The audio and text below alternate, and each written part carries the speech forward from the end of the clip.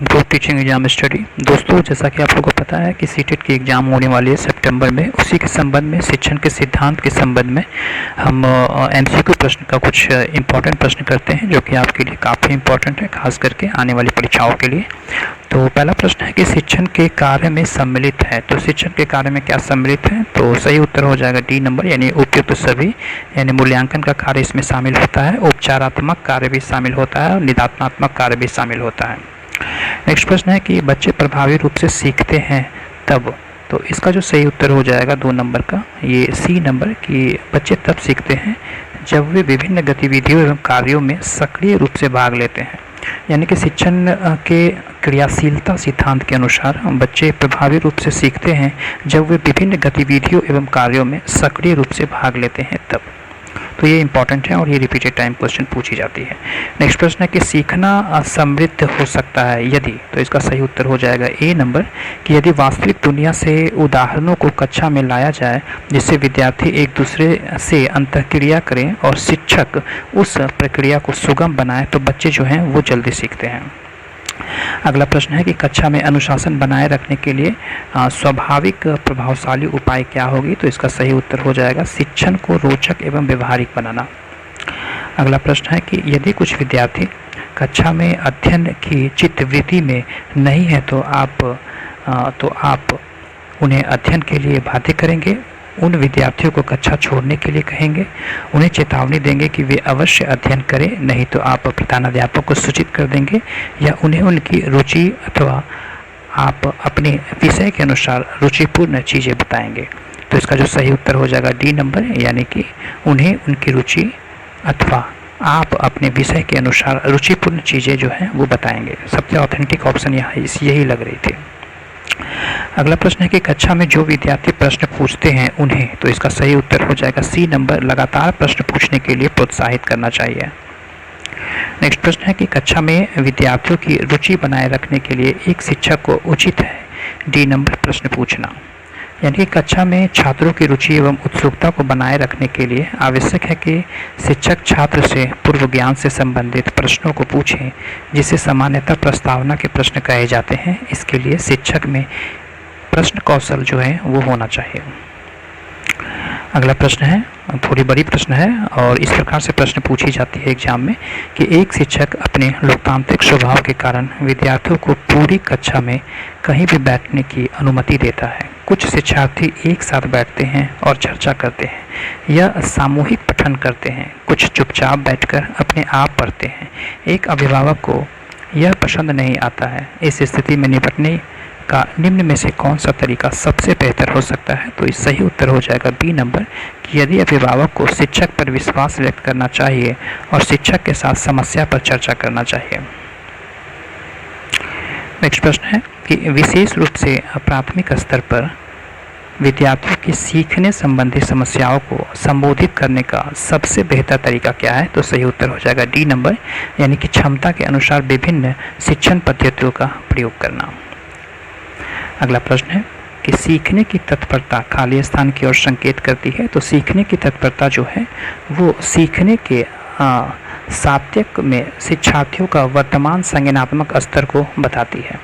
अगला प्रश्न है कि शिक्षार्थी व्यक्तिगत भिन्नता प्रदर्शित करते हैं अतः वह शिक्षक को। तो इसका बी नंबर ऑप्शन हो जाएगा, सीखने के विविध अनुभवों को उपलब्ध कराना चाहिए। अगला प्रश्न है कि विद्यार्थियों को किसके लिए व्यक्तिगत भिन्नताओं का पूरा करना चाहिए। तो सही उत्तर हो जाएगा डी नंबर, यह समझने के लिए कि क्या शिक्षार्थी सीखने के योग्य हैं या अयोग्य हैं। अगला प्रश्न है कि हम सभी अपनी बुद्धि, प्रेरणा, अभिरुचि आदि के संदर्भ में भिन्न भिन्न होते हैं, यह सिद्धांत संबंधित है। तो ये सिद्धांत जो संबंधित है वो व्यक्तिगत भिन्नता के तहत ये आती है। अगला प्रश्न है कि विभिन्न प्रकार के सामाजिक, आर्थिक और सांस्कृतिक पृष्ठभूमि के बच्चों से युक्त कक्षा सभी विद्यार्थियों के अधिगम अनुभवों को बढ़ाती है। यह कथन है बी नंबर ऑप्शन, इसका सही हो जाएगा। सही है, क्योंकि बच्चे अपने साथियों से अनेक कौशल जो हैं वो सीखते हैं। अगला प्रश्न है कि अपनी कक्षा में व्यक्तिगत भिन्नताओं से निपटने के लिए शिक्षक को क्या करना चाहिए। तो शिक्षक को बच्चों से बातचीत करें और उनके दृष्टिकोण को महत्व दें। ये ऑप्शन जो है सी नंबर इसका विकल्प सही है। अगला प्रश्न है कि शिक्षार्थी यानी अधिगमकर्ता को व्यक्तिगत विभिन्नताओं के संदर्भ में शिक्षिका को चाहिए कि वह विभिन्न प्रकार के अधिगम परिस्थितियों को उपलब्ध कराना चाहिए। नेक्स्ट प्रश्न है कि एक शिक्षिका अपनी प्रारंभिक कक्षा में प्रभावी अधिगम को बढ़ावा दे सकती है जब विषय वस्तु को विद्यार्थियों के जीवन के साथ संबंधित करके। अगला प्रश्न है कि बाल केंद्रित शिक्षा में शामिल क्या है? तो बाल केंद्रित शिक्षा में शामिल है बच्चों के लिए हस्तपरक गतिविधियां करना, यानी कि बालक की रुचि या प्रवृत्ति और क्षमताओं को ध्यान में रखकर शिक्षा प्रदान करना ही बाल केंद्रित शिक्षा कहलाता है, जिसमें बालकों की क्रियाशीलता रखकर शिक्षा प्रदान करता है। बालक की शिक्षा उद्देश्य परक है। बालक की योग्यता व रुचि के अनुसार विषय वस्तु का चयन, रचनात्मक कार्य जैसे हस्तकला आदि के द्वारा शिक्षण करना एवं पाठ्यक्रम को छोटे छोटे हिस्सों में बांट करके शिक्षण करना।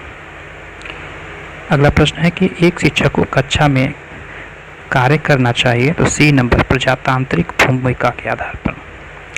अगला प्रश्न है कि शिक्षण कार्य प्रारंभ करने से पूर्व शिक्षक को चाहिए कि वह छात्रों को मानसिक रूप से तैयार करें।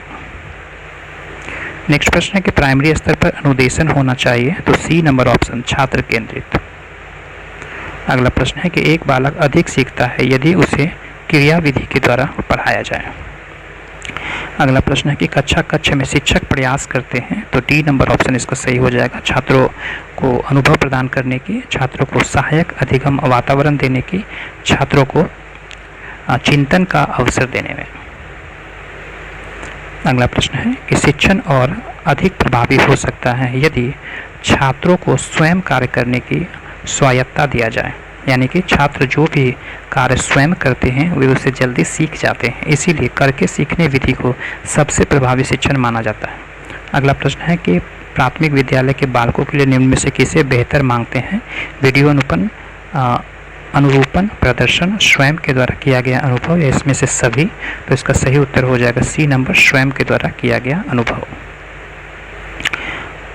अगला प्रश्न है कि हम करके सीखते हैं किसने कहा था? तो ये जो है वो सिम्पसन का कथन है, यानी सिम्पसन ने अधिगम क्रिया पर बहुत ही शोध किए तथा उन्होंने निष्कर्ष निकाला कि प्रत्येक व्यक्ति कार्य करके उसके अनुभव द्वारा सीखता है। सिम्पसन के अनुसार हम करके सीखते हैं।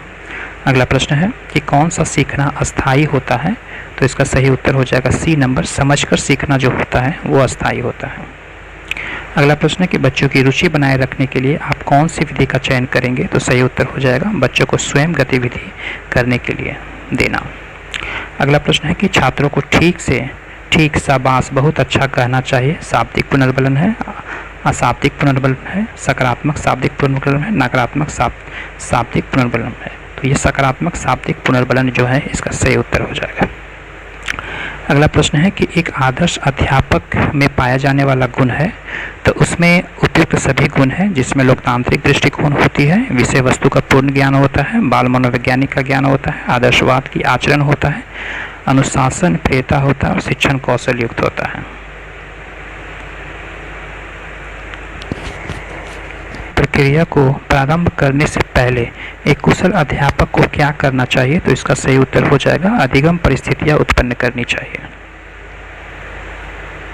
नेक्स्ट प्रश्न है यदि छात्र अधिकांश कार्य स्वयं के हाथों से करेगा तो छात्र में आत्मनिर्भरता पैदा होगी। थॉर्नडाइक के अधिगम संबंधी नियम के अनुसार कार्य को स्वयं करने से उद्दीपक एवं अनुक्रिया का संबंध मजबूत होता है और बालक जल्दी सीख जाएगा। साथ ही कार्य को स्वयं करने की बच्चों में आत्मनिर्भरता आ जाएगी। तो ये इम्पोर्टेंट कुछ प्रश्न थे जो कि एग्जाम में रिपीटेड टाइम पूछी जाती है, किसी भी शिक्षक भर्ती परीक्षा के लिए या सीटेट की परीक्षाओं में रिपीटेड टाइम पूछी जाती हैं।